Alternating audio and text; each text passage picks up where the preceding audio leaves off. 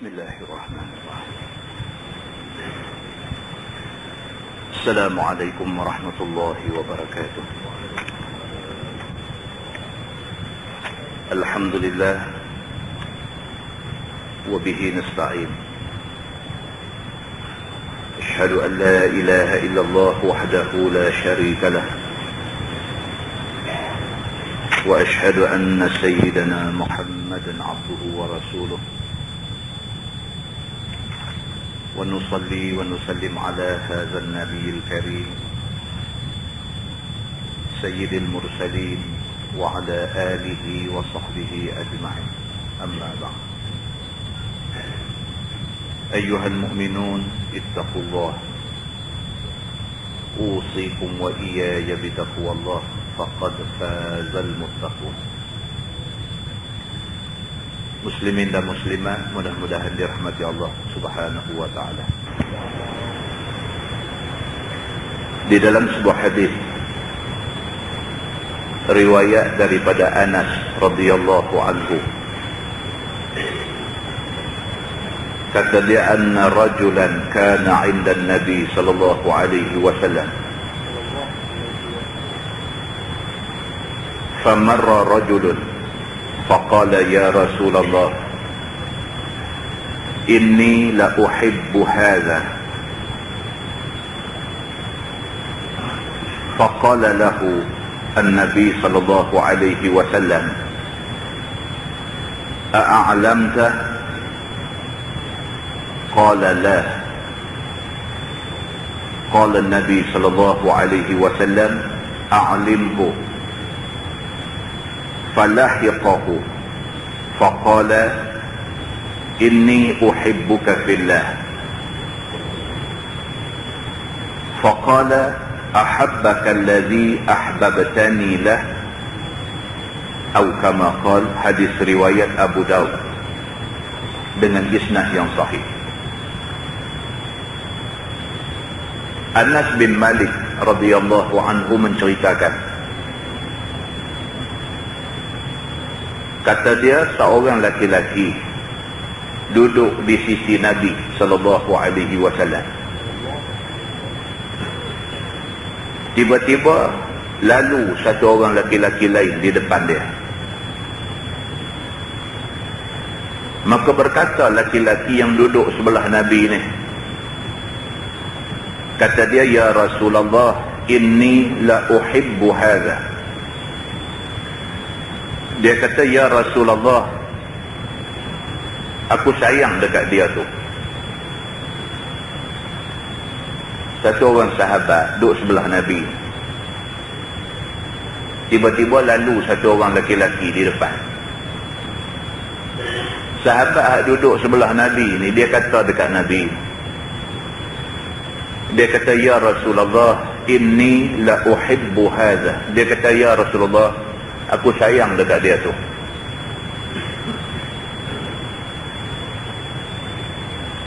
Faqala lahu an-nabiy sallallahu alaihi wasallam a'lamta?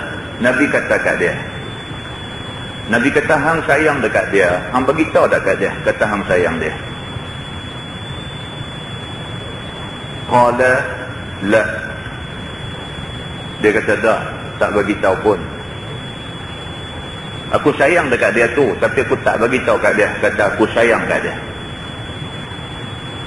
Qala Nabi sallallahu alaihi wasallam, Nabi bersabda, Nabi kata, a'limhu. Nabi kata, hang kena bagi tahu dia. Kalau betul hang sayang dekat dia, hang kena pergi bagi tahu kat dia, kata hang sayang dia. Falahiqahu. Maka dia ni pun dah Nabi kata macam tu, dia pergi jumpa laki-laki ni. Faqala, dan dia kata, inni uhibbuka fillah. Dia pergi kata terang-terang, dia kata, sesungguhnya aku sayang kamu kerana Allah. Faqala, laki-laki tu jawab dekat dia, ahabbaka allazi ahbabtani lah. Orang tu berkata dekat dia, sesungguhnya kamu juga disayangi oleh Allah, kerana kamu sayang aku kerana Allah. Dia kata, Macam tu. Daripada hadis ni dapat kita faham, kita kalau kita suka dekat satu orang, dia abang kat dia, kata kita suka dia. Suka maksudnya suka kerana Allah. Kita berkenan kat dia, kita tengok dia ni orang baik misalnya, kita tengok dia ni orang warak misalnya, kita tengok dia ni orang bagus misalnya. Kita suka kat dia kerana dia orang yang bagus-bagus, kerana dia orang yang baik-baik. Selalu sekiranya kita ada suka dekat satu orang kerana dia orang yang baik-baik, kerana dia orang yang bagus-bagus, Nabi SAW suruh kita pergi habang kat dia, kata kita suka dia kerana Allah. Kalau kita suka satu orang kerana Allah, maka Allah Subhanahu wa ta'ala akan suka dekat kita. Hadis itu hadis sahih, riwayat Imam Abu Daud. Di dalam sebuah hadis lain, riwayat daripada Muaz radhiyallahu anhu, kata dia, anna Rasulullah sallallahu alaihi wasallam akhadha bi yadihi wa qala ya Muaz wallahi inni la uhibbuk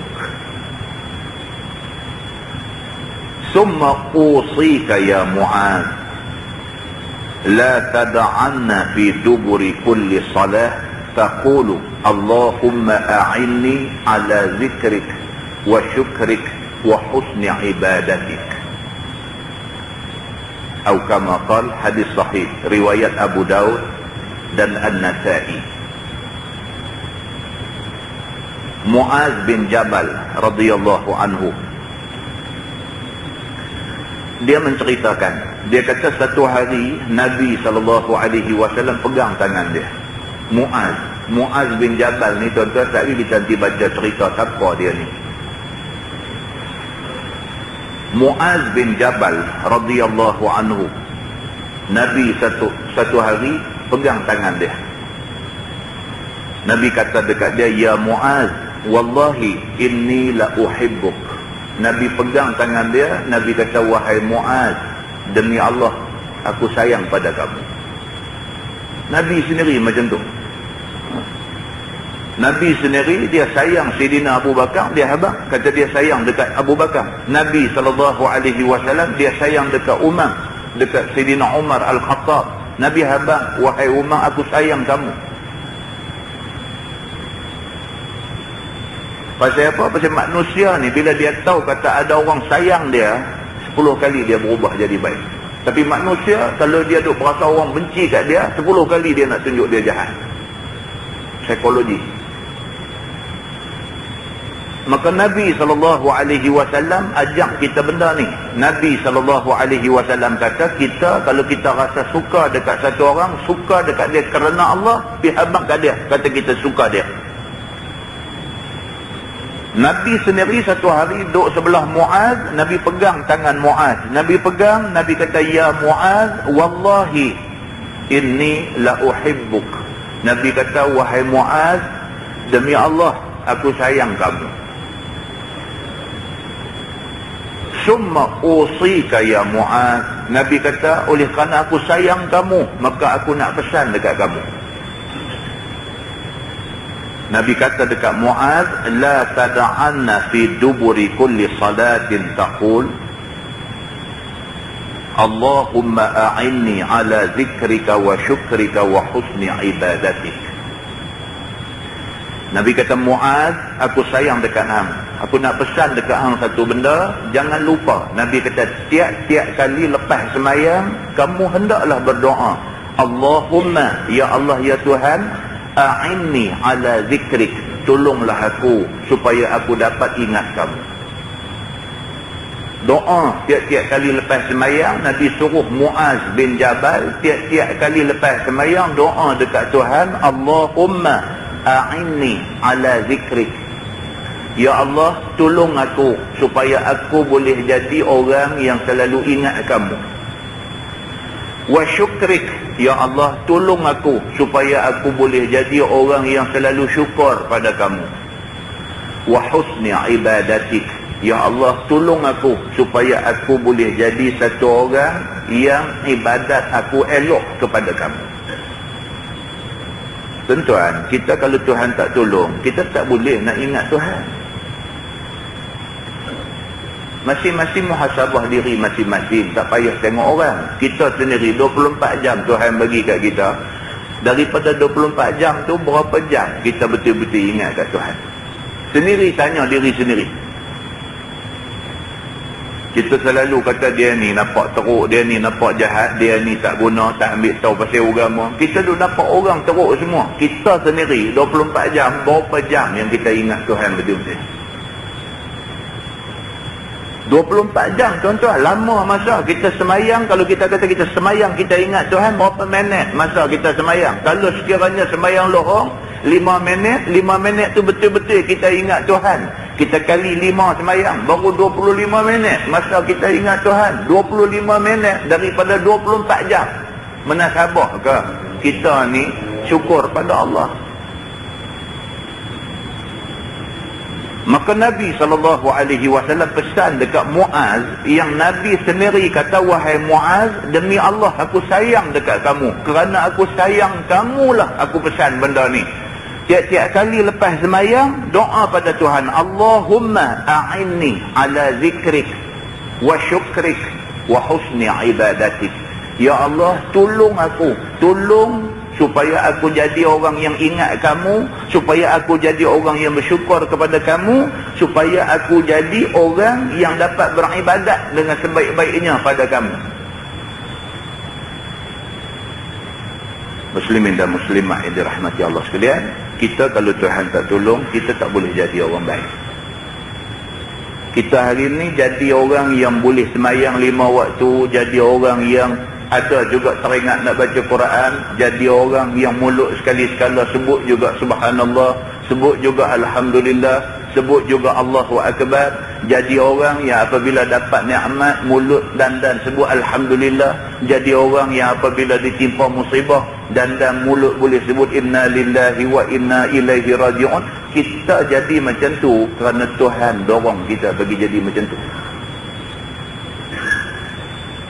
Muslimin dan muslimat yang dirahmati Allah sekalian, kita ambil akibat, kita ambil pengajaran betapa Nabi SAW sayang kepada umat dia. Maka Nabi SAW pesan kepada kita semua supaya jaga-jaga benda-benda ni semua, kerana benda-benda ni menentukan baik buruk kita di masa depan.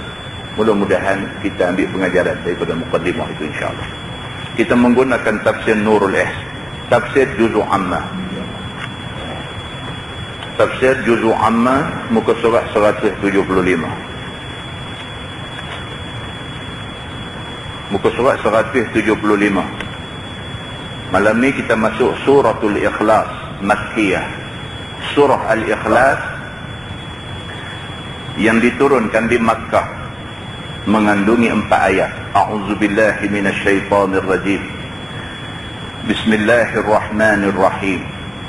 Qul huwallahu ahad, Allahus samad, lam yalid wa lam yulad wa lam yakul lahu kufuwan ahad. Shadaqallahul azim. Maksudnya, qul huwallahu ahad, katakanlah wahai Muhammad, hakikat sebenarnya Allah itu esa. Dalam ayat ni Allah Subhanahu wa taala suruh Nabi bagi ingat kepada orang Islam, ingat betul-betul bahawa Allah Tuhan kita itu ahad, esa, satu aja, tidak ada dua, tidak ada tiga.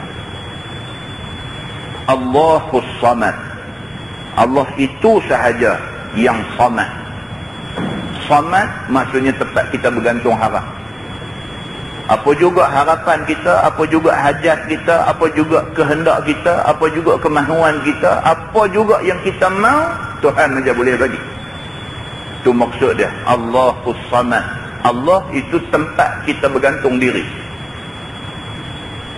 Sama ada hajat itu hajat dunia ataupun hajat itu hajat akhirat, Allah saja yang boleh bagi. Manusia tak boleh bagi. Kalau hajat kita nak sihat, kalau Allah tak bagi sihat, tak usah doktor mana mai, kita tak akan sihat. Kalau Allah Subhanahu Wa Ta'ala tak bagi dekat kita kaya, tak usah usaha macam manalah, kaya tak mai ke kita. Maka Allah Subhanahu Wa Ta'ala itu Allahus Samad. Allah itu tempat kita bergantung diri. Apa juga dekat Allah tempat kita minta. Lam yalid wa lam yulad.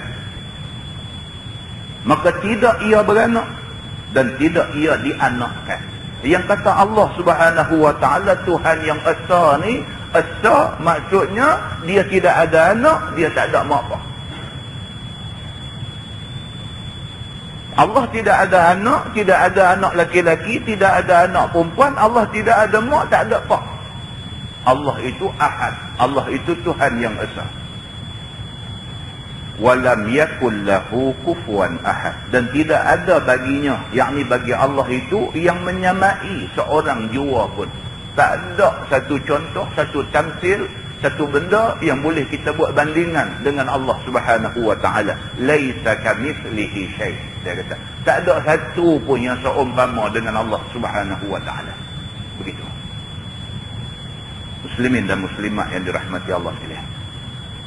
Banyak hadis yang menceritakan tentang surah Al-Ikhlas ini. Cukup banyak hadis yang menceritakan tentang keistimewaan surah Al-Ikhlas ini. Di antaranya hadis riwayat daripada Abi Ayyub Al-Ansari radhiyallahu anhu. Kata dia, qala Rasulullah sallallahu alaihi wasallam, aya'jizu ahadukum an yaqra'a fi lailatin thulutsal Qur'an? Man qara'a qul huwallahu ahad, Allahus samad, faqad qara'a thulutsal Qur'an. Maksud dia, Nabi SAW satu hari, Nabi tanya dekat sahabat-sahabat dia. Nabi kata, aya'jizu ahadukum an yaqra'a fi lailatin thulutsal Qur'an? Nabi kata, hampa sanggup ke tak sanggup satu malam baca 1/3 Quran? Aya'jizu maksudnya adakah kamu lemah?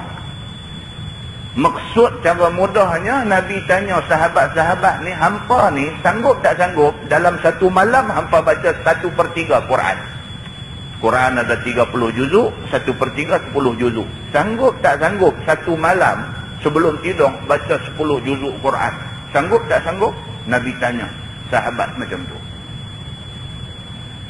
Kemudian Nabi kata, man qara'a qul huwallahu ahad, Allahus samad, faqad qara'a thulutsal Quran. Nabi kata, tapi siapa yang baca surah Al-Ikhlas, qul huwallahu ahad, Allahus samad, lam yalid wa lam yulad wa lam yakul lahu kufuwan ahad, siapa baca surah ni awal sampai habis, faqad qara'a thulutsal Quran. Nabi kata dia seumpama sudah membaca 1/3 daripada Quran.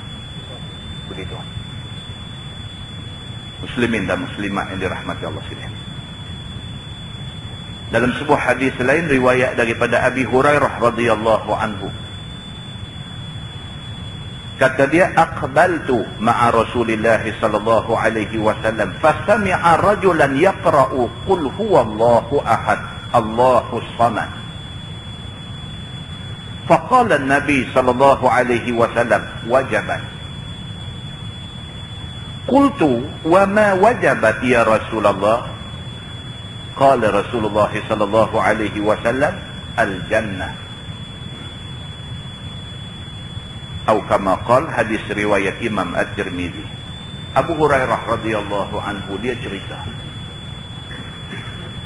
Kata Abu Hurairah, satu hari aku dengan Nabi sallallahu alaihi wasallam pergi ke satu tempat. Kebetulan bila kami sampai di tempat tu, fasami'a rajulan yaqra'u qul huwallahu ahad. Kebetulan waktu aku dengan Nabi sampai di situ, ada satu orang tengah duk baca qul huwallahu ahad. Nabi sampai kebetulan telinga Nabi dengar ada satu orang duk baca surah Al-Ikhlas ini, ada satu orang duk baca qul huwallahu ahad. Nabi dengar. Nabi kata wajabat. Nabi kata wajiblah bagi dia. Bila Nabi kata lagu tu, Abu Hurairah pun tak faham apa benda wajib apa. Maka kata dia, wa ma wajabat ya Rasulullah. Dia kata, apa yang wajib tu ya Rasulullah? Qala Nabi sallallahu alaihi wasallam, Nabi kata al-jannah. Nabi kata wajib bagi dia syurga. Hadis ni dihuraikan oleh ulama hadis. Maksudnya ialah bukan semata-mata, bukan sekadar baca qul huwallahu ahad maka dia wajib masuk syurga, bukan macam tu. Maksudnya surah Al-Ikhlas itu surah yang menceritakan tentang tauhid, menceritakan tentang kita dalam hati Allah Tuhan yang esa. Siapa yang baca surah tu dan siapa yang dalam hati dia Tuhan satu aja. Dia apapun Allahus Samad. Allah tempat dia minta tolong, Allah tempat dia minta hajat, Allah tempat dia bergantung, Allah tempat dia nak apa-apa pun. Orang yang macam ni wajib bagi dia al-jannah. Dia akan dapat syurga Allah Subhanahu wa taala. Di dalam sebuah hadis lain riwayat daripada Anas bin Malik radhiyallahu anhu, عن النبي صلى الله عليه وسلم قال من أراد أن ينام على فراشه فنام على يمينه ثم قرأ قل هو الله أحد 100 مرة إذا كان يوم القيامة يقول له الرب يا عبدي ادخل على يمينك الجنة atau kama qala, hadis riwayat Imam At-Tirmizi. Anas bin Malik radhiyallahu anhu menceritakan, kata dia Nabi sallallahu alaihi wasallam ada berpesan. Nabi kata man arada ayyanama ala firashi. Nabi kata siapa nak tidur atas tilam dia. Maksudnya siapa nak tidur, fanama ala yaminih, mulakanlah tidurnya tu dengan rusuk sebelah kanan. Nabi kata ini sunnah. Nabi kata orang Islam kalau sekiranya dia nak ikut adab macam yang dibuat oleh Nabi sallallahu alaihi wasallam, maka hendaklah orang Islam itu bila nak tidur, mulakan tidur tu dengan tidur rusuk kanan. Kemudian Nabi kata summa qara'a qul huwallahu ahad 100 marrah. Nabi kata kemudian sementara nak lena tu baca qul huwallahu ahad 100 kali. Idza kana yaumal qiyamah yaqulu lahu ar-rabb. Nabi kata hari kiamat esok siapa yang buat amalan ni, siapa yang bila nak tidur dia tidur mula dengan rusuk kanan, kemudian mulut duk baca qul huwallahu ahad Allahus samad lam yalid wa lam yulad wa lam yakul lahu kufuwan ahad. Baca lagi sampai 100 kali. Sementara nak tidur tu duk amal benda macam tu. Hari kiamat esok Nabi kata Allah Subhanahu wa taala akan mai jumpa dia. Allah kata ya abdi, wahai hamba aku. Tuhan kata. Pasal apa? Pasal dia ni tiap-tiap kali nak tidur mulut dia sebut qul huwallahu ahad, katakanlah Allah itu esa, Allahus samad, Allah tempat bergantung. Tuhan kata ya abdi, wahai hamba aku. Dia ni memang hamba Tuhan.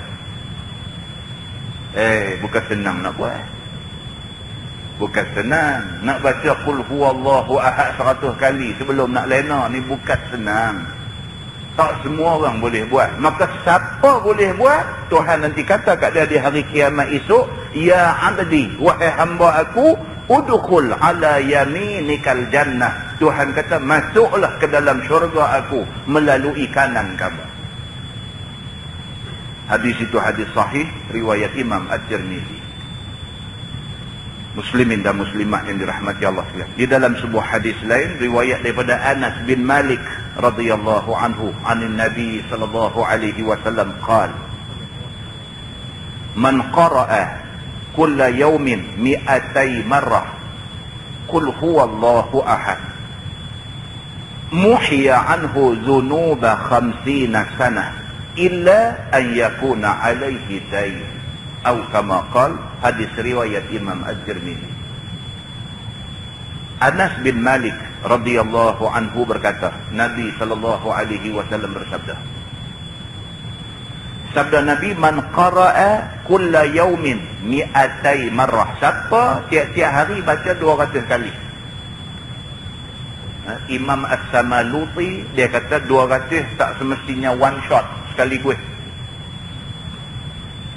Yang pentingnya baca 200 kali dalam sehari.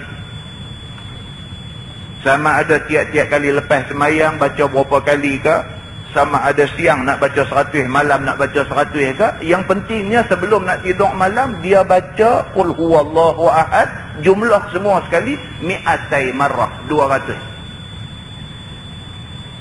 Muhya anhu dhunuba 50 sanah. Allah Subhanahu wa ta'ala akan hapuskan dosa-dosa dia selama 50 tahun.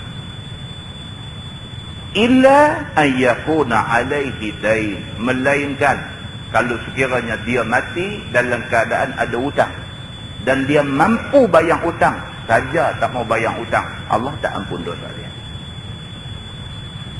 Hadis itu hadis sahih riwayat Imam At-Tirmizi. Hadis sahih. Pasal apa? Pasal sekali lagi Allah Subhanahu wa ta'ala tahu tak semua orang boleh buat. Ada orang bila dengar hadis ni, dia kata mudah sangat. Tuhan boleh ampun dosa selama 50 tahun semata-mata dengan membaca 200 kali qul huwallahu ahad. Dia kata mudah sangat. Dia kata mudah, dia tak boleh buat. Dia kata mudah, dia tak boleh buat. Sebab amalan ini mesti istiqamah.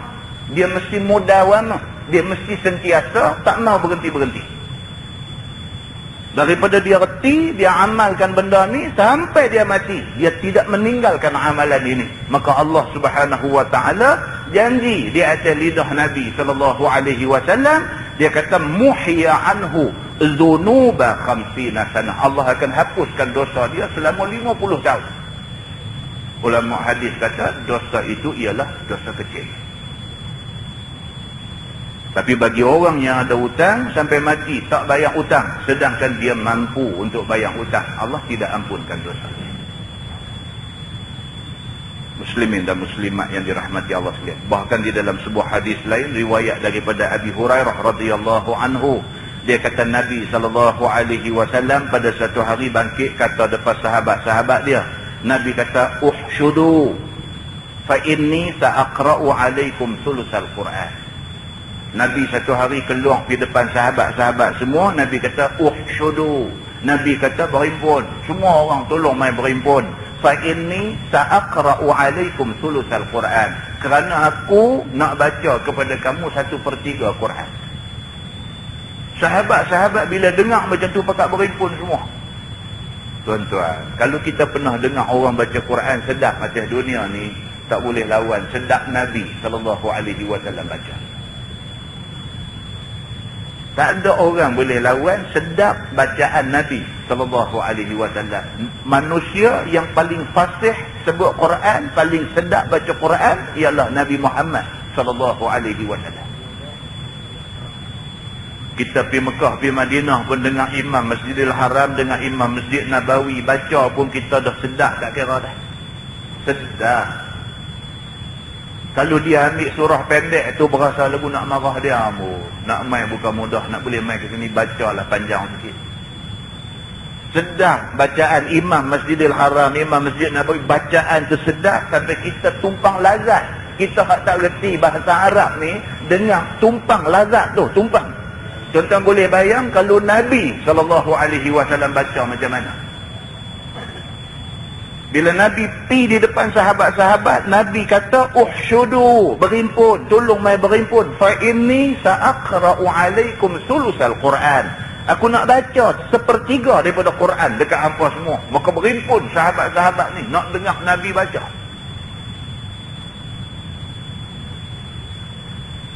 Maka berhimpun habis semua. Summa kharajan Nabi SAW. Kemudian Nabi pun keluar. Faqara'a qul huwallahu ahad.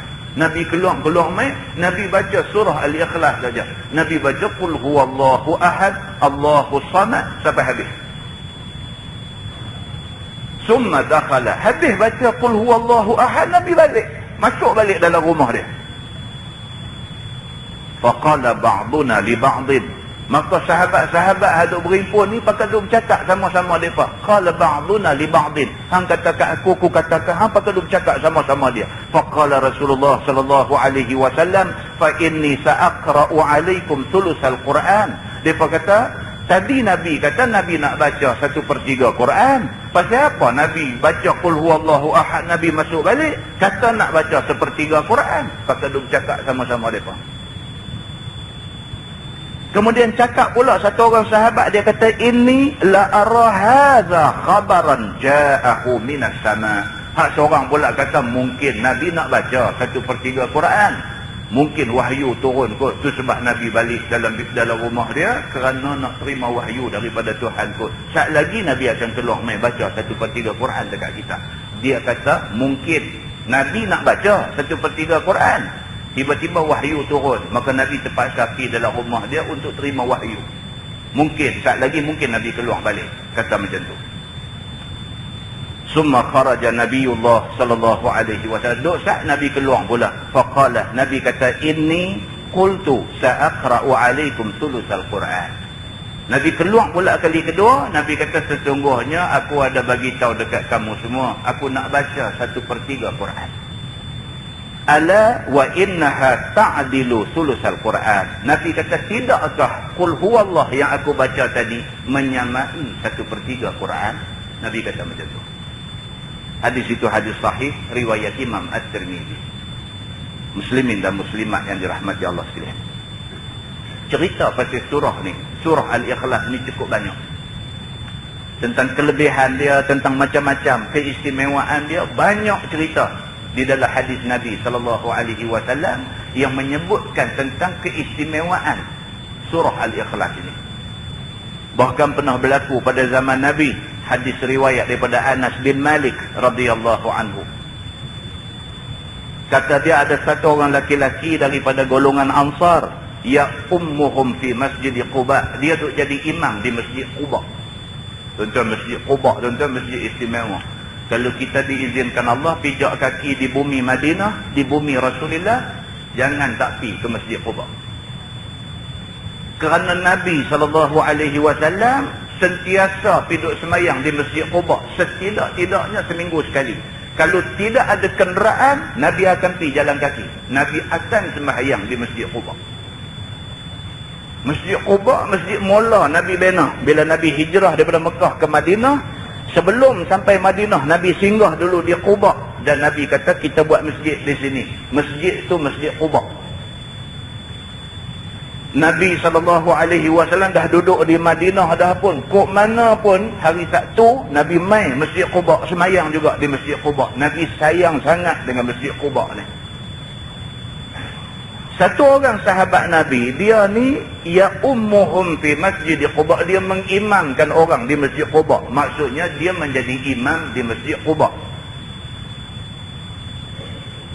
Tapi dia ni, sahabat Nabi ni, dalam syarah hadis dia menjelaskan nama sahabat itu ialah Kalsum bin Al-Hadab.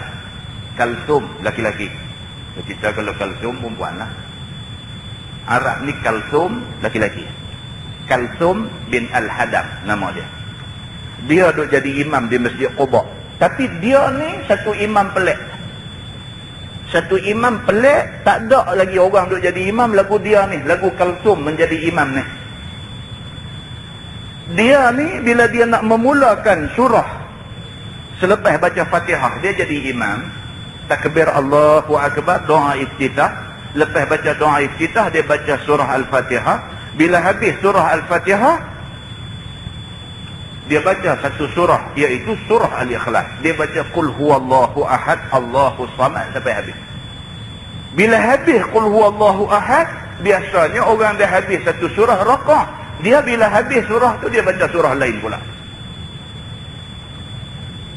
Rakaat, i'tidal, sujud semua, bangkit rakaat kedua, baca Fatihah. Bila habis baca Fatihah, dia baca Qul huwallahu ahad lagi. Habis Qul huwallahu ahad, baru dia baca surah lain pula lagi sekali. Maka dia ni pada tiap-tiap kali semayang, pada tiap-tiap rakaat, dalam tiap-tiap kali semayang, dia akan buat macam tu. Dia akan baca Fatihah, dia akan baca Qul huwallah, dia akan baca satu surah lain. Kok mana pun lepas Fatihah dia akan baca qul huwallah dulu sebelum baca surah lain. Jadi amalan yang diamalkan oleh Kalsum bin Al-Hadam ini menyebabkan sebahagian daripada sahabat Nabi ini duk berasa, ke mana dia ni? Nabi pun tak buat lagu tu, apa yang dia pergi buat macam tu? Maka sebahagian daripada sahabat pergi jumpa dia, mereka kata, innaka taqra'u bihadhihi surah summa la tara innaha tujzi'uk hatta taqra'a bi suratin ukhra. Dia kata, kamu ni bila semayang, bila jadi imam, kamu baca Fatihah, lepas itu kamu baca surah Al-Ikhlas, qul huwallahu ahad. Tidakkah kamu tahu kata baca surah tu satu sudah cukup, tidak perlu baca surah sampai dua? Tapi kamu tiap-tiap kali habis Fatihah kamu baca qul huwallah, habis qul huwallah kamu baca surah lain. Kamu tak tahukah kata satu surah sudah memadai? Maka jawab dia ni, fa imma an taqra'a biha wa imma an tad'a. Dia katakan dia, kamu kalau nak baca qul huwallah saja, tak payah baca surah lain. Kalau nak baca surah lain, qul huwallah jangan baca. Maka jawab dia kata, ma ana bitarikiha. Dia kata, aku tak akan tinggal apa hak aku duk buatlah. Ma ana bitarikiha, aku sekali-kali tidak akan tinggal hak lagu aku duk buatlah ni. Habis Fatihah, aku kok mana pun aku nanti baca qul huwallah, lepas tu aku baru baca surah lain. Kok mana pun, ma ana bitarikiha, aku tak akan tinggal amalan hak aku duk buat ni. In ahbabtum an a'ummakum biha fa'altu. Kalau sekiranya hampa mau, okey, aku terus jadi imam hampa, tapi aku nak buat lagu tu.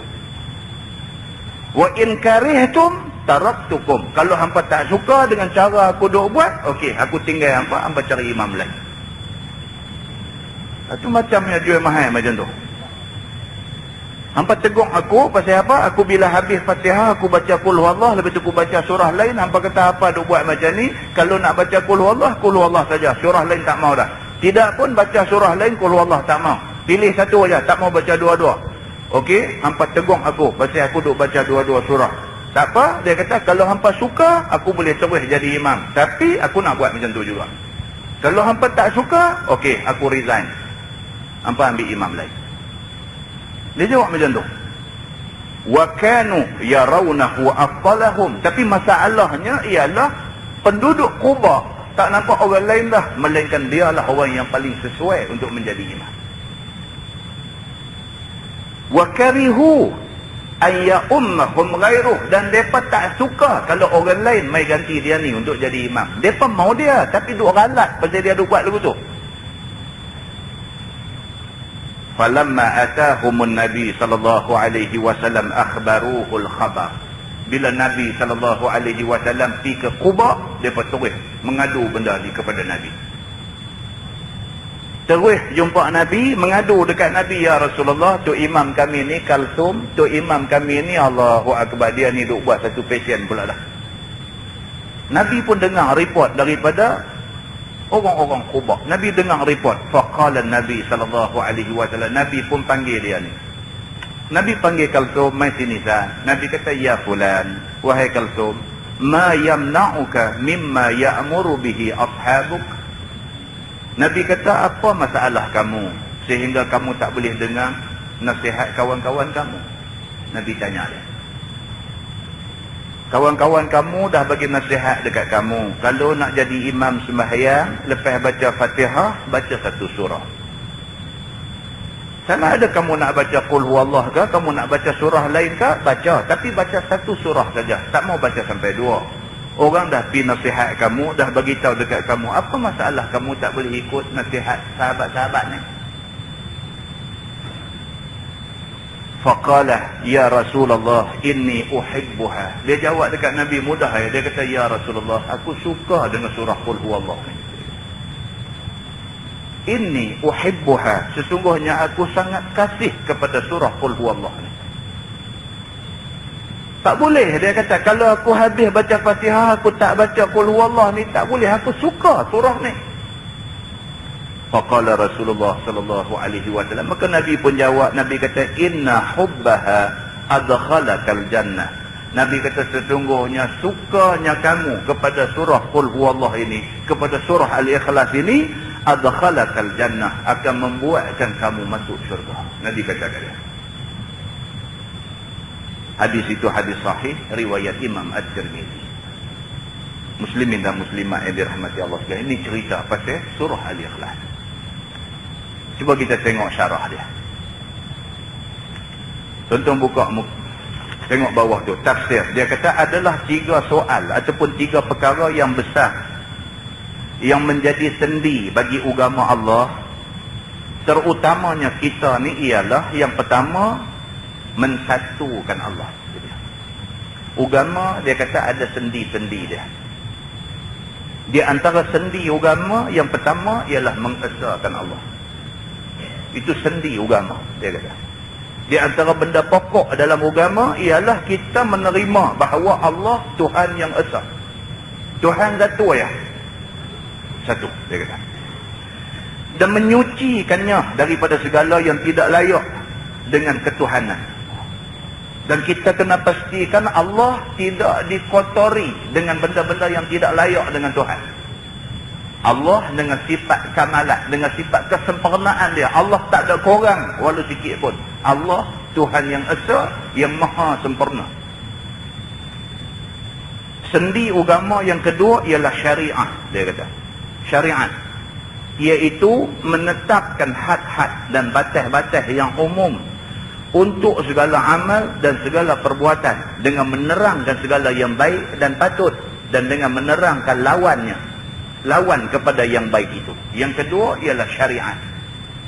Kita mesti ikut syariat Islam. Syariat Islam adalah syariat yang Allah turunkan kepada Nabi. Nabi bagi tahu kat kita, itu syariat, kena ikut syariat, kena ikut jalan agama.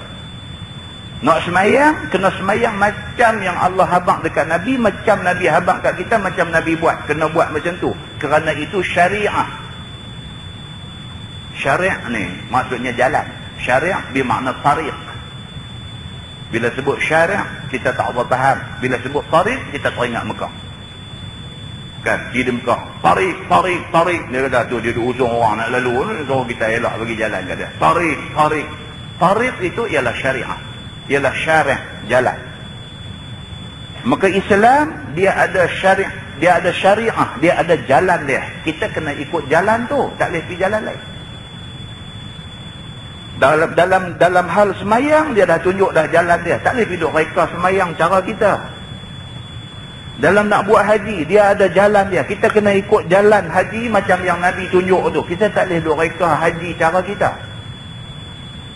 Dalam nak buat ibadat puasa, dia ada jalan dia. Puasa nak mula bila sampai bila, apa nak kena pantang larang dalam puasa tu. Itu jalan agama tentang puasa. Kita kena ikut jalan tu.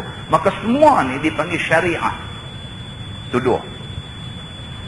Yang ketiga, dia kata keterangan hal ehwal sesudah mati, iaitu soal berbangkit daripada kubur, soal berhisab, soal terima balasan, apa-apa yang bersangkut dengan itu. Yang ketiga, kita kena percaya bahawa lepas kita mati ada satu cerita lain yang lebih panjang daripada cerita hidup, iaitu cerita alam akhirat.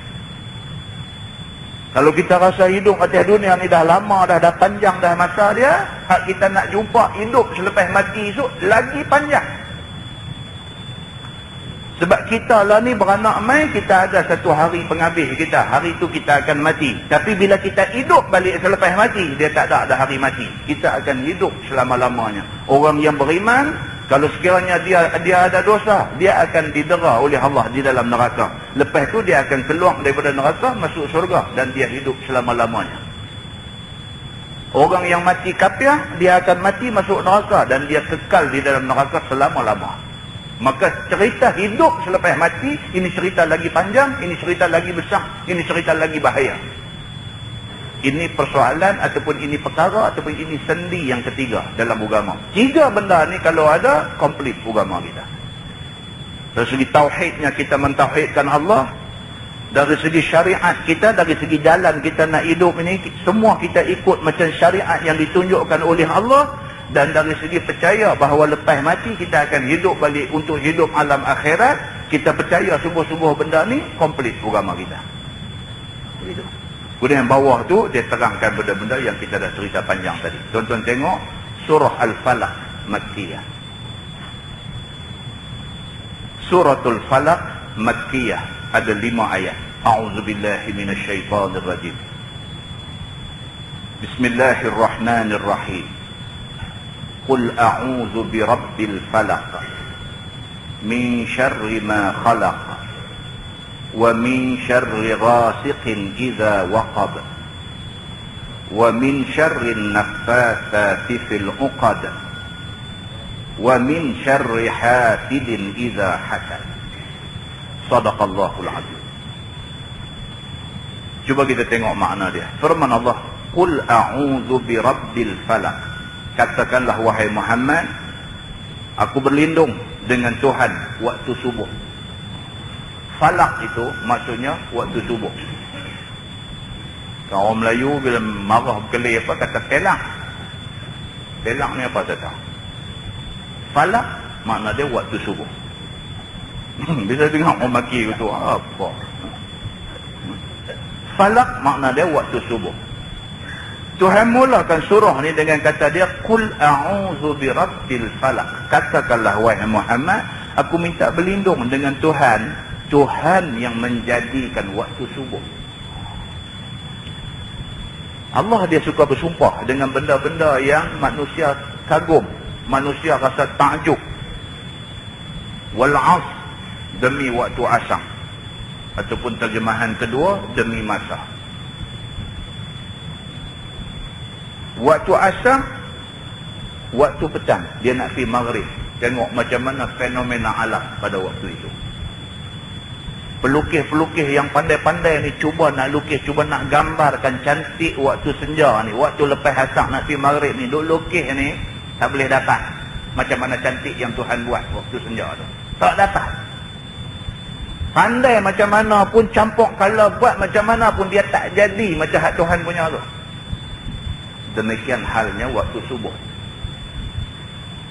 Lepas kita sembahyang subuh, bangkit duduk tunggu sementara nak cerah, tengok suasana tu, mata dia duduk berkisah daripada gelap malam nak pergi kepada subuh pagi ni.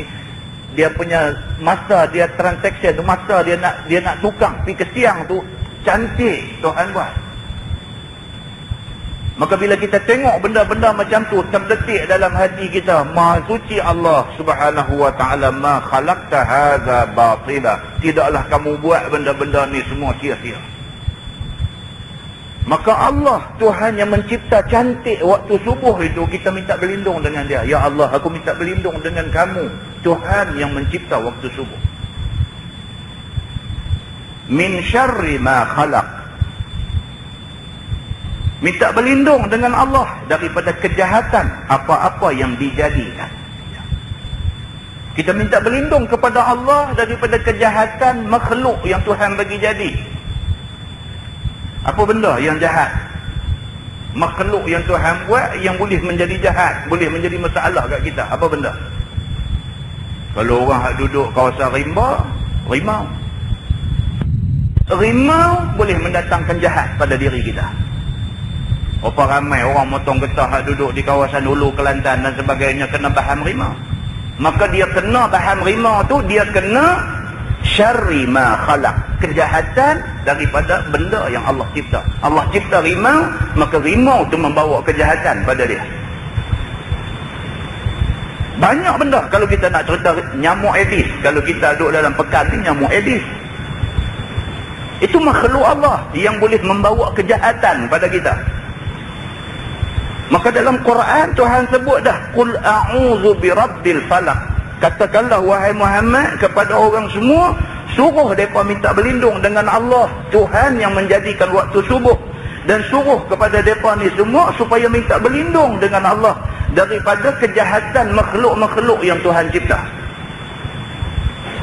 Banyak benda yang Tuhan cipta yang boleh bawa mudarat kepada kita semua. Minta berlindung dengan Allah daripada kena kemudaratan benda-benda ni semua.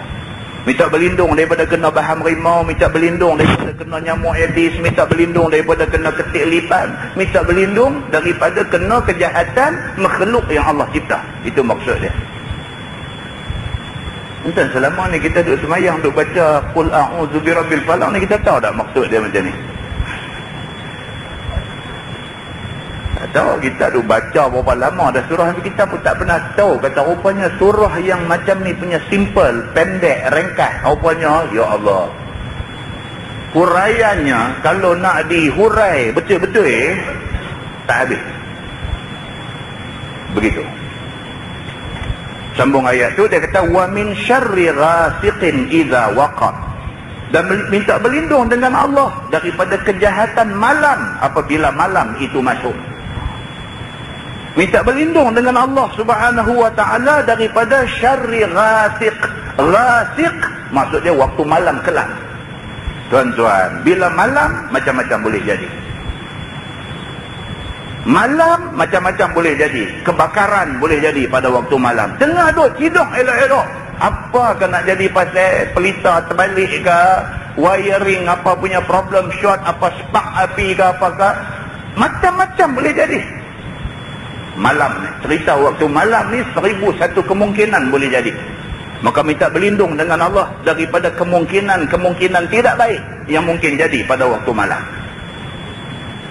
Oh, kita tak usah kata berlaku kebakaran, kecurian malam. Duk tidur elok-elok, kawak main rompah pintu dapur, masuk apakah semua lagu tu lagu ni. Main masuk sampai dalam bilik tidur kita, celek-celek mata tengok pisau ke pistol ke parang panjang ke apa ke dia bawa. Apa nak buat tuan-tuan? Apa nak buat dalam keadaan macam tu? Maka perlu kita minta berlindung dengan Allah Subhanahu wa taala daripada kemungkinan berlaku benda-benda tak elok pada waktu malam.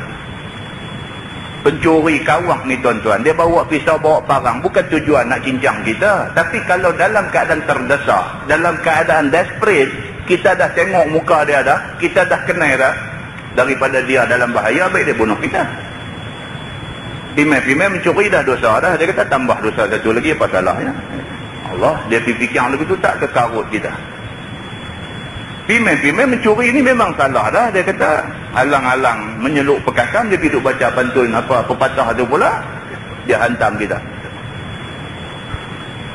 Maka Allah Subhanahu wa taala ajak kita awal-awal dah dalam surah Al-Falaq ini, dia kata apa? Wa min syarri ghasiqin idza waqab. Minta berlindung dengan Allah daripada kejahatan yang mungkin timbul pada waktu malam. Pembunuhan boleh jadi pada waktu malam. Macam-macam benda boleh jadi. Firman Allah, wa min syarrin naffatsati fil 'uqad. Dan minta berlindung dengan Allah daripada kejahatan tukang-tukang embus, buhulan, yakni simpulan benang. Minta berlindung dengan Allah Subhanahu wa taala daripada kejahatan orang yang duk embus. Maksudnya apa? Orang-orang yang terlibat di dalam sihir dan sebagainya.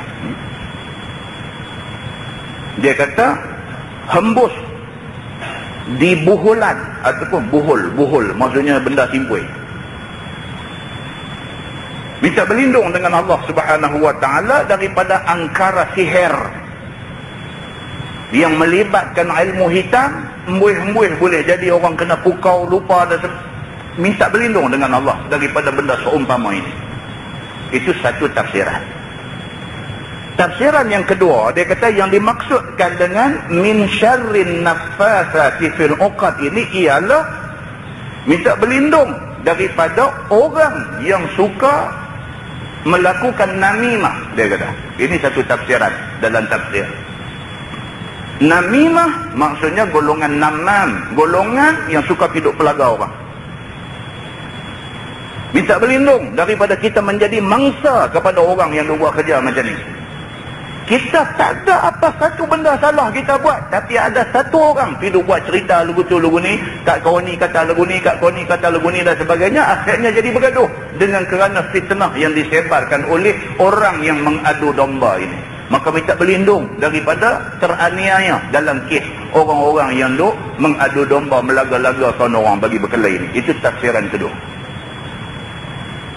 Dia kata wa min syarri hasidin idza hasad, dan daripada kejahatan, minta berlindung dengan Allah daripada kejahatan orang-orang yang dengki apabila ia dengki.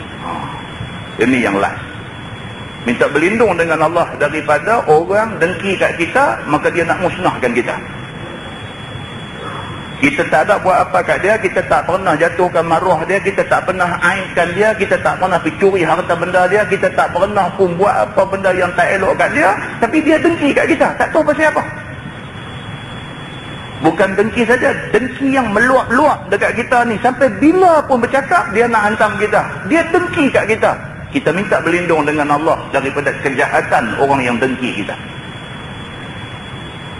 Kita baca tafsir dia. Dia kata pada surah Al-Ikhlas yang lepas, diterangkan apa-apa yang bersangkut dengan Allah dan ketuhanan.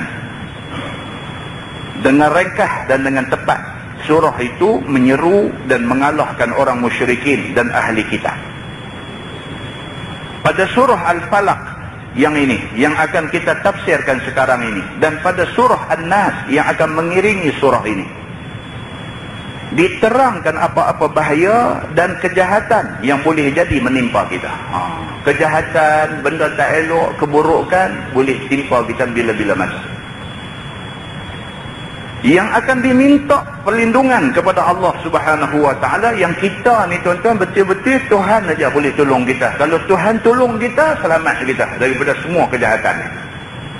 Selamat kita daripada kena bahan rimau, selamat kita daripada kemungkinan tak elok berlaku pada waktu malam, selamat kita daripada unsur fitnah, adu domba, melaga-lagakan dan sebagainya, selamat kita daripada unsur dengki orang terhadap kita. Kalau Tuhan pelihara kita, kita selamat daripada semua benda ni. Maka apa lagi bahaya dan kejahatan itu yang tidak kuasa manusia memelihara diri daripadanya kerana telah di luar kekuasaannya. Apatah lagi benda ni, malapetaka ni, benda yang kita tak dapat elok. Manusia lemah daripada nak menghadapi dia. Dan tengok berita CNN dalam sekian hari ni, gunung berapi di Amerika nak meletup. Gunung berapi, satu gunung berapi yang cukup besar di Amerika nak meletup, dan dijangka boleh meletup bila-bila masa. Yang kalau sekiranya meletup, Amerika habis. Pihak berkuasa mereka tak mau nak gembar-gemborkan, tak mau nak hibur-hiburkan benda ni, sebab dia tak mau nak wujudkan ketegangan di dalam masyarakat. Tapi apa nak buat dengan gunung berapi nak meletup ni, nak buat apa? Kalau boleh pergi ambil kain tarpan, pergi katuk buang biar dia meletup dalam kain tarpan, tentu dia pada buat dah. Masalah tak boleh. Maksud dia apa? Ni hadiah abang ni, benda ni di luar kekuasaan manusia. Tuhan boleh buat. Tuhan boleh takdirkan satu benda, yang benda tu manusia yang paling pandai, yang paling hebat, yang paling apa pun lemah, tak boleh nak buat apa. Tuhan boleh buat. Tuhan buat main fenomena-fenomena yang seumpama ni. Tuhan buat main.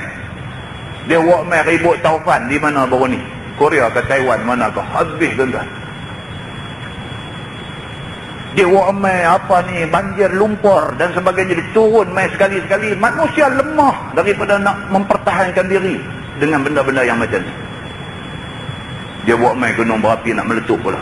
Allah Subhanahu wa taala boleh buat main benda-benda yang di luar kekuasaan dan kemampuan manusia.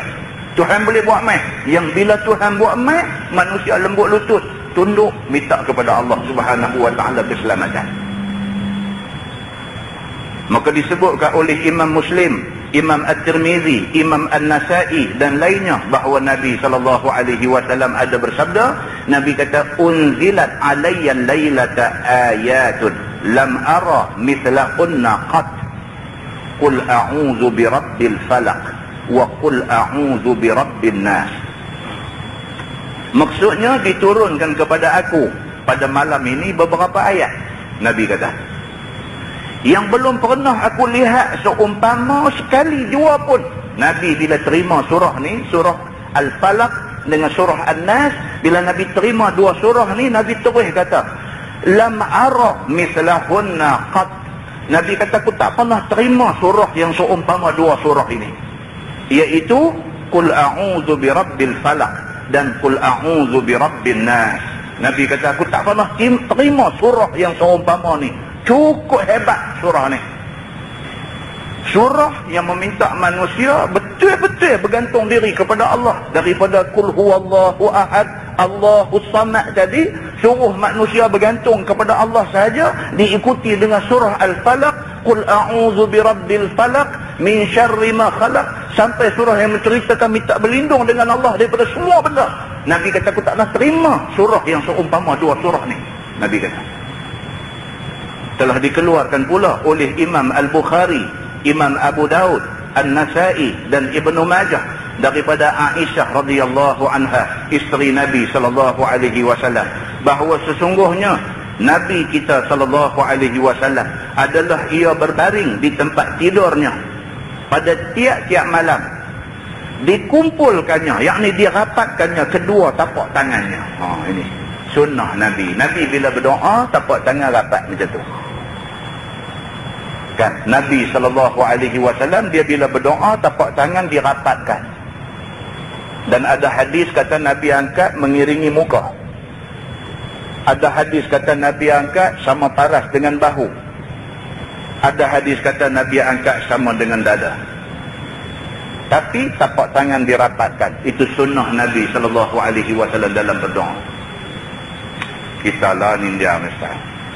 Aku dah minta duit ke apa kata tak. Lagu ni punya buat, lagu duk petik lagu tu pula. Satu passion pula dua dah. Kan? Baik. Riwayat daripada Aisyah, isteri Nabi SAW.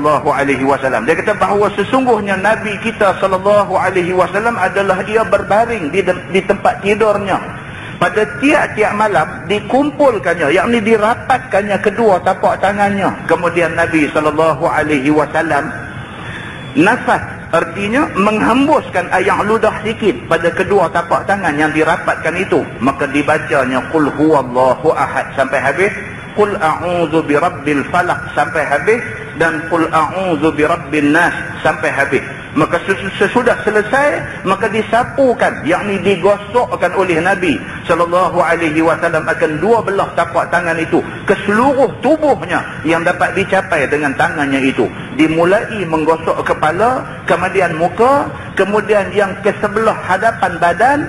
Banyak lagi hadis-hadis yang bersangkut dengan ketiga-tiga surah ini, sebagai Nabi SAW mengubat dengan cara tersebut dahulu dan sebagainya. Itu dia. Nabi kata Aisyah radhiyallahu anha, bila Nabi nak tidur, duduk aja di tempat tidur, Nabi angkat tangan macam tu, Nabi buat isyarat macam ludah. Buat macam isyarat ludah. Sikit macam tu, Nabi baca Qul huwallah, Nabi baca Qul a'udzu birabbil falaq, Nabi baca Qul a'udzu birabbin nas. Kemudian Nabi muih. Kemudian Nabi sapu kepala, Nabi sapu muka, sapu belah depan badan sampai bawah, sapu belah belakang takat mana yang sampai tangan. Nabi buat macam tu bila Nabi nak tidur. Hadis riwayat daripada Aisyah yang diriwayatkan oleh Imam Bukhari, Abu Daud, An-Nasai, Ibnu Majah dan sebagainya, yang hadis ini adalah merupakan hadis yang sahih. Kita dah buat benda ni. Ni malam ni dah tahu, malam ni buat. Sunnah Nabi, tuan-tuan. Sunnah Nabi. Nabi buat tentu ada kebaikan dia. Begitu. Baik. Kemudian dia kata sebagai Nabi kita mengubat dengan cara yang tersebut dulu. Siti Aisyah radhiyallahu anha waktu demam meminjam tangan Nabi kita berbuat sebagaimana tersebut dahulu dan lainnya. Aisyah radhiyallahu anha demam. Ini tuan-tuan boleh semak dalam Sahih Bukhari ada hadis ni. Aisyah radhiyallahu anha demam. Bila dia demam, dia nak Nabi, nak pinjam guna tangan Nabi kerana nak ambil barakah tangan Nabi yang mulia. Maka dia ambil tangan Nabi, dia baca macam yang Nabi baca, dia suruh Nabi sapu badan dia waktu dia demam. Ini sabit daripada hadis Nabi SAW. Sekarang marilah kita masuk tafsir surah Al-Falaq ini. Kemudian dia pun main tafsir surah Al-Falaq daripada ayat 1, ayat 2. Ni semua kita dah simpulkan tadi, awal-awal tadi. Perbahasan dia sama saja. Tu kalau tuan-tuan tengok muka surat 179 tu, Dia nak cerita dekat kita kejahatan makhluk yang Allah bagi jadi dalam dunia ni. Tuan-tuan tengok muka surat 179 tu. Dia nak cerita tentang kejahatan makhluk. Maka dia buat mai lah tu perenggan yang 1, 2, 3 tu di bawah tu. Dia kata suatu makhluk yang jahat pada satu orang manusia, umpamanya adalah makhluk itu jadi baik dan berguna kepada makhluk yang lain pula. Kadang-kadang kita nak kata rimau jahat, kadang-kadang rimau pun ada baik dia. Itu maksud dia. Misalnya seekor harimau menerkam satu orang, maka orang yang kena terekam rimau itu kesakitan, lalu mati ia dan dimakan pula oleh harimau itu. Ni mangsa yang kena baham rimau ni, keluar pergi nak motong getah. Dia tak kacau rimau tu, dia tak pergi buat apa pun kat rimau tu. Dia nak pergi motong getah, dia nak buat kerja dia. Kata rimau ni kebetulan masa tu dah tak makan beberapa hari dah, nampak hamba Allah ni duk motong getah. Dia terekam kawan ni, masa dia terekam, dia rengau, dia gigit tu sakit, Allah yang mengetahui.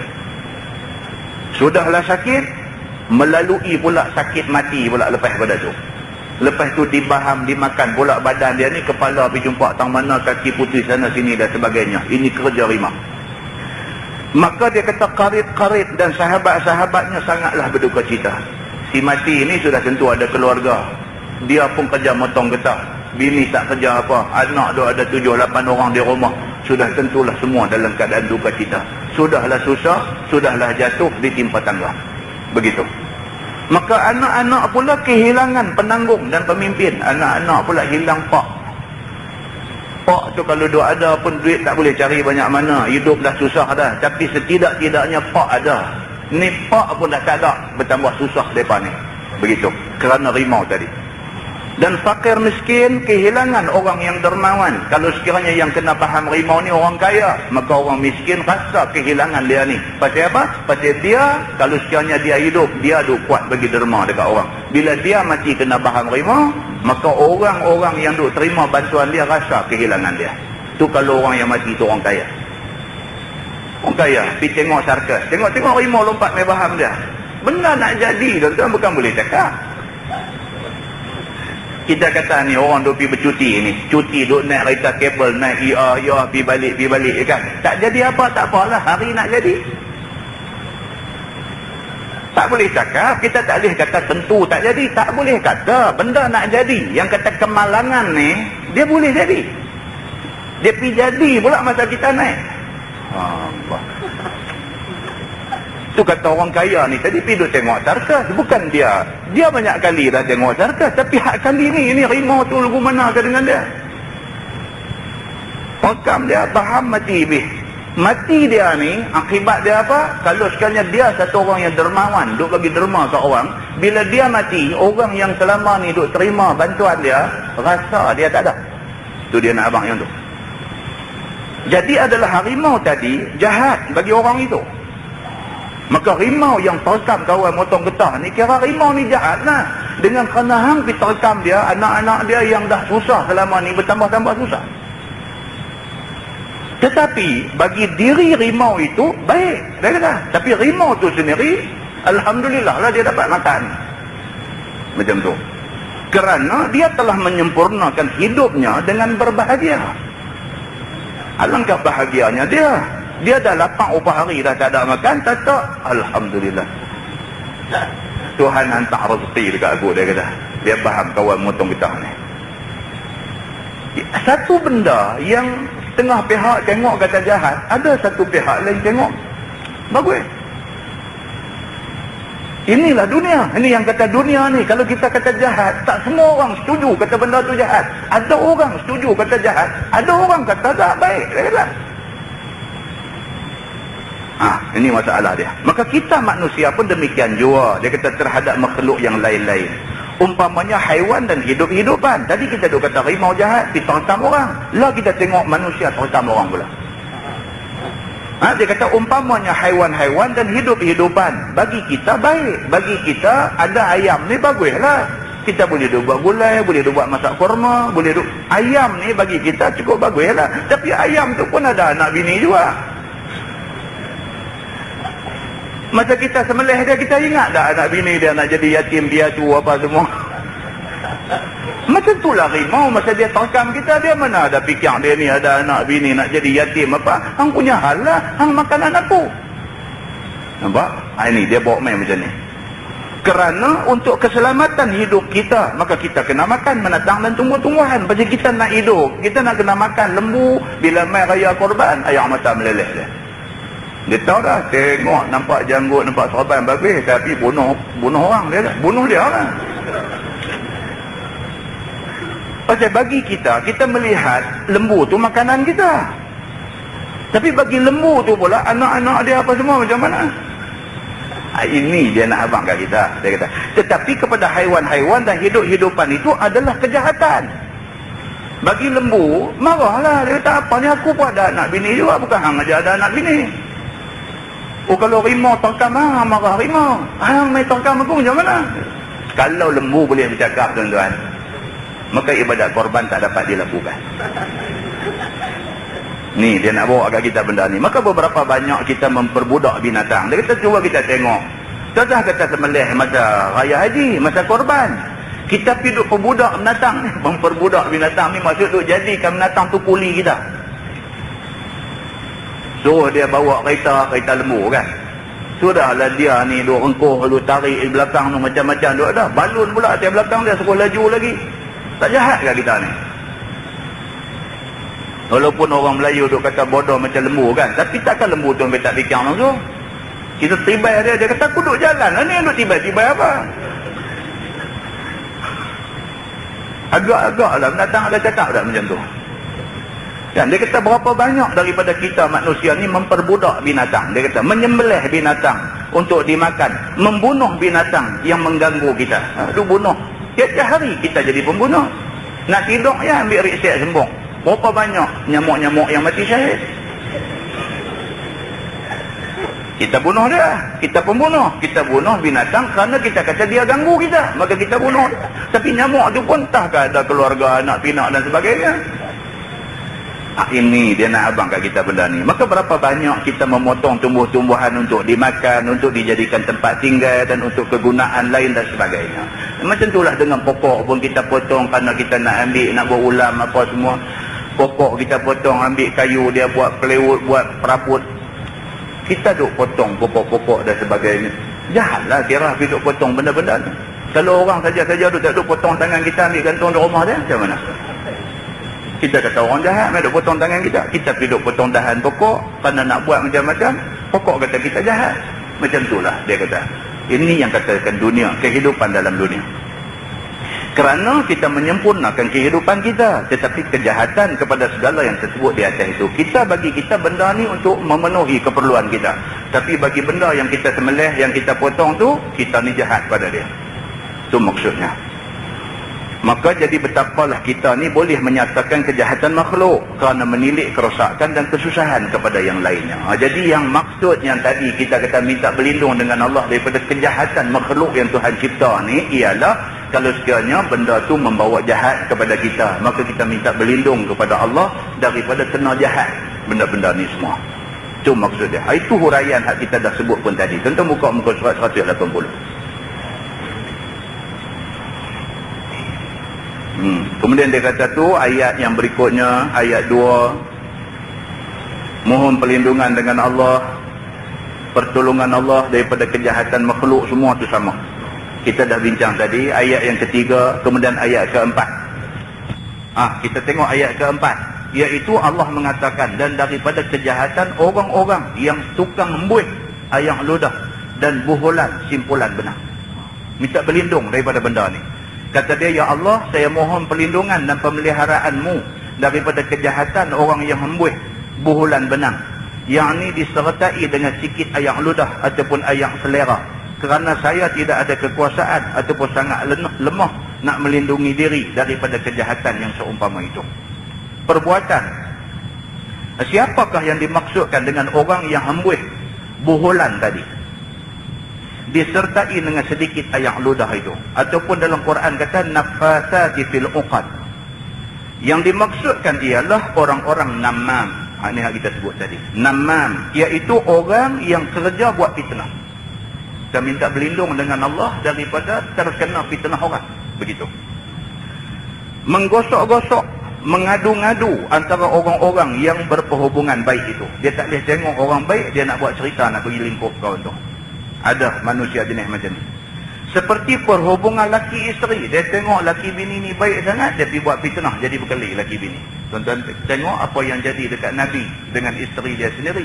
Di dalam fitnatul ifki, kita dah baca di masjid ni dulu. Nabi sendiri, orang boleh buat fitnah. Cerita kata isteri Nabi Aisyah ni buat jahat dengan satu orang sahabat yang bernama Safwan. Sampai Nabi sangat duka cita.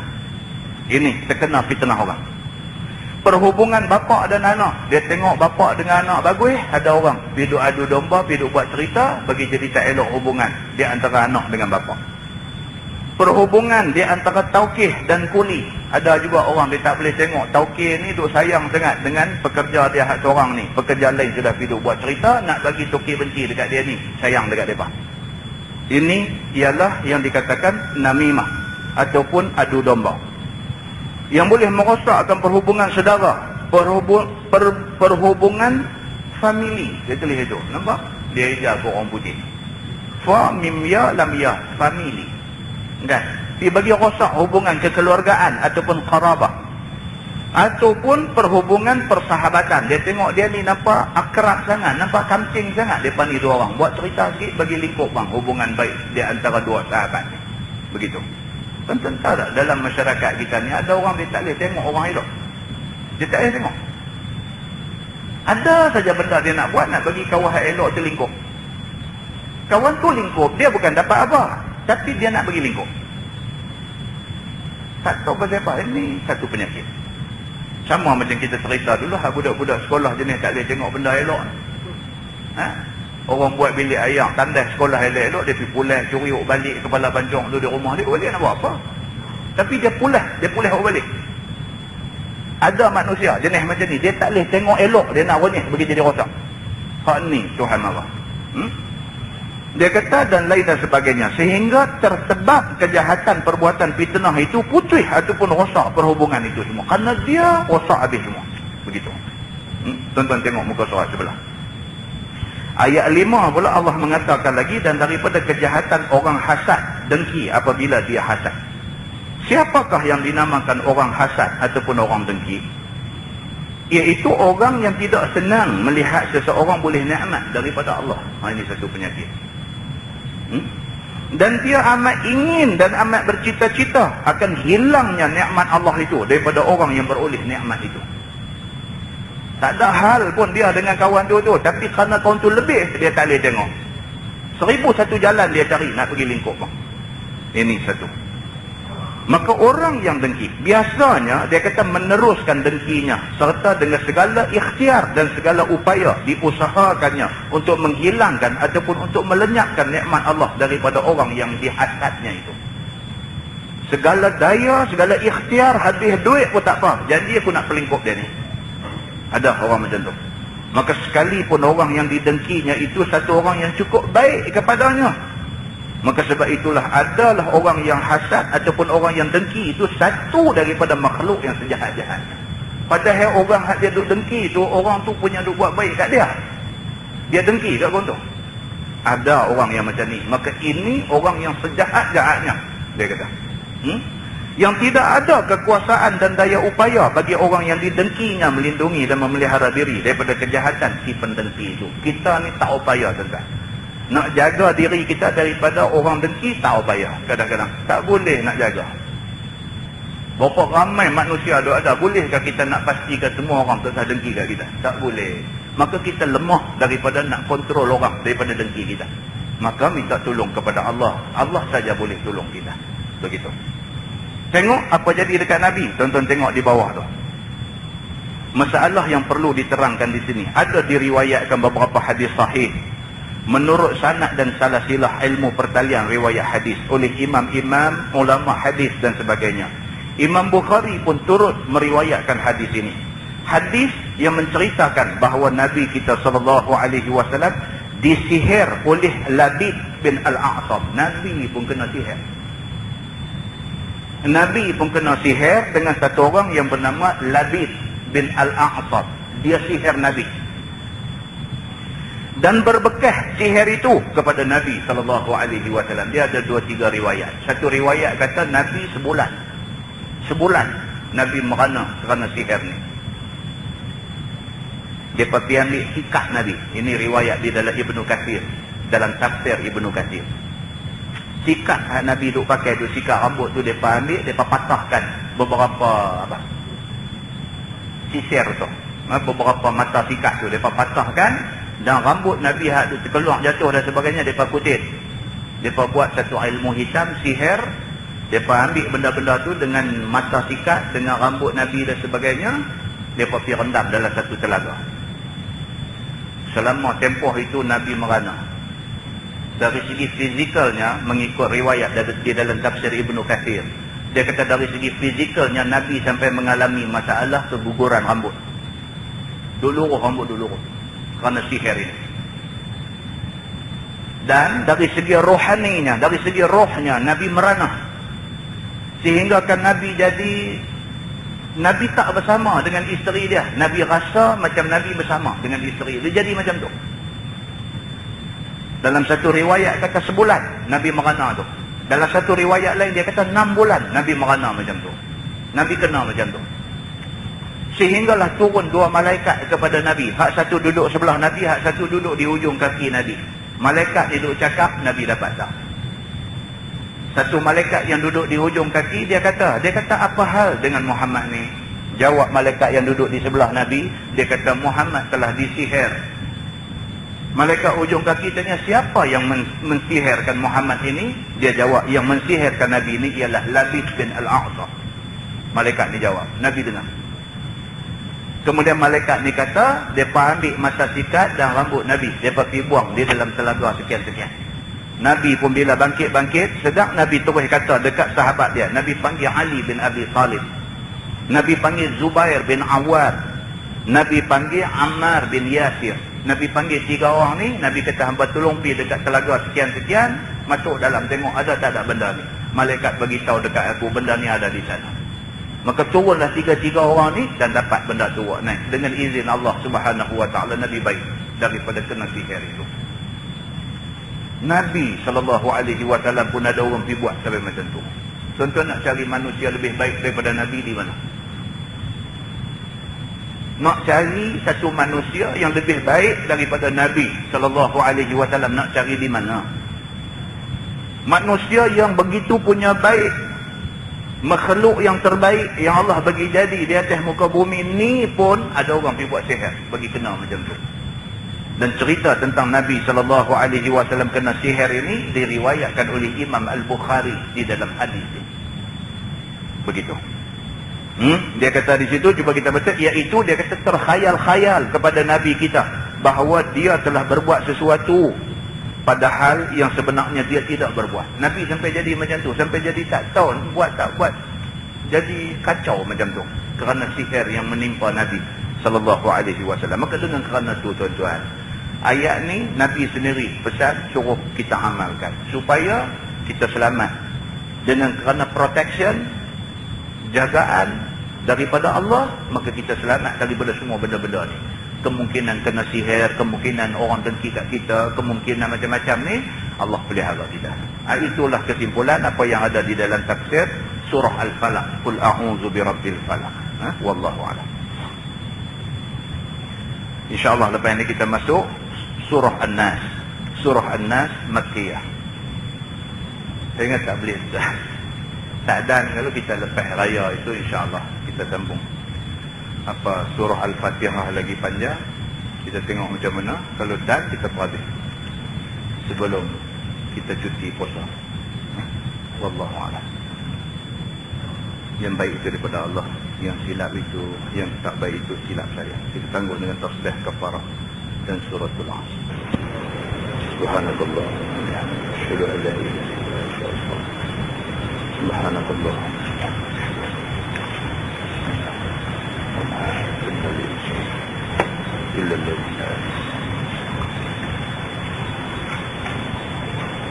اللهم صل على محمد في الأولين والآخرين وسلم. رضي الله تبارك وتعالى عن سادتنا أصحاب سيدنا رسول الله أجمعين. بسم الله الرحمن الرحيم. الحمد لله رب العالمين حمدا يوافي نعمه ويكافئ مزيدا. يا ربنا لك الحمد كما ينبغي لجلال وجهك الكريم وعظيم سلطانك. رضينا بالله ربا وبالإسلام دينا وبمحمد نبيا ورسولا. اللهم افتح علينا فتوح العارفين وارزقنا فهم النبيين بجاه خاتم المرسلين. اللهم فقهنا في الدين وعلمنا التأويل واهدنا صراطك المستقيم. اللهم أرنا الحق حقا وارزقنا اتباعه وأرنا الباطل باطلا وارزقنا اجتنابه. اللهم اجعل جمعنا جمعا مرحوما وتفرقنا من بعده تفرقا معصوما. وصلى الله على محمد وعلى آله وصحبه وسلم والحمد لله رب العالمين. السلام عليكم.